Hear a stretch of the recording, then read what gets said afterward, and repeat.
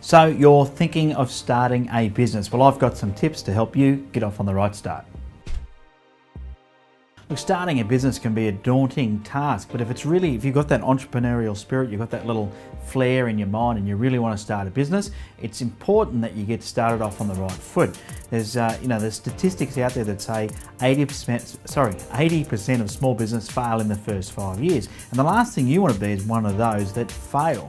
So there's a few things that I think are vital to you succeeding in business. And I think the first thing to understand is that starting a business is no easy task. Sure, you can jump online and you can register a business name, you can have a great idea, but the reality is there's a lot more needs to go behind your thought process before you're going to be successful in your business, rather than be one of those statistics. So, what are some of the things you need to think about? The first thing I've got up here is no good starting a business because you like to do something. It's not the right reason to start a business. Just because you like something, it doesn't mean it's going to work. Okay, just because you love something in particular does not mean you're going to be able to sell it to the general public. So what you've got to find is something that the marketplace likes or what the marketplace loves. And sometimes people come to me and say, I've got this great new idea, no one's ever done it before, it's going to be brilliant. And I go, well, you know what, do you want to take that risk? If you've got an idea that no one else has thought of and it's not in the marketplace, how do you know someone's going to buy it from you? I'd rather start a business in something that the marketplace already has and just do it better than everybody else. I really think that's the best way to succeed. Go and start a business go and start a stationery supply company and do it better than every other stationery supply company. You look at some of these big ones like the Bunnings, for example. They said, you know what, we're going to go into hardware. Now, who would have thought that was a good idea? How many hardware stores were there where local hardware stores had a relationship with you as a customer? Yet that didn't matter. Why? Because Bunnings said we're going to be bigger and we're going to be better. We're going to have cheaper prices. We're going to have more availability. We're going to be able to bring more to the marketplace than any of those small players can.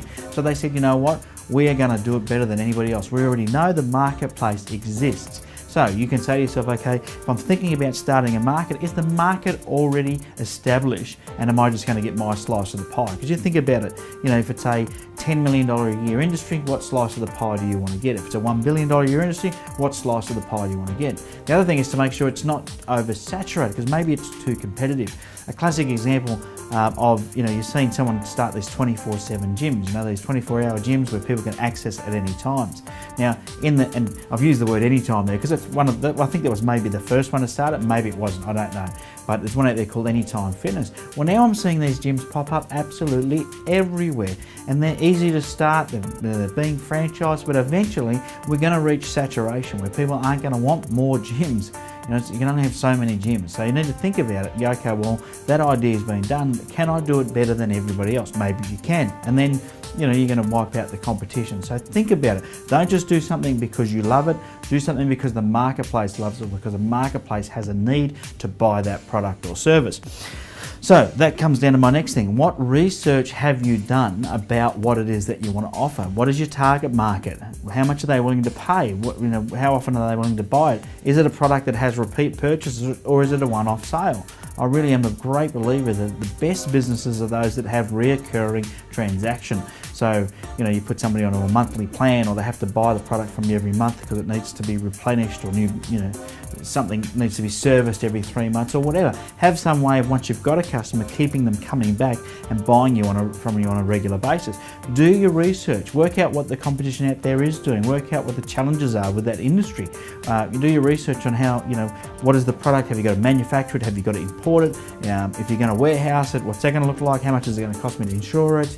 What are the insurances that I need? How am I going to find the right people to deliver this? You need to do your research. You need to think about, okay, if I'm going to start this business, what are all the resources that I'm going to need, and how am I going to obtain those resources? What finance will I need? What people will I need? What systems will I need?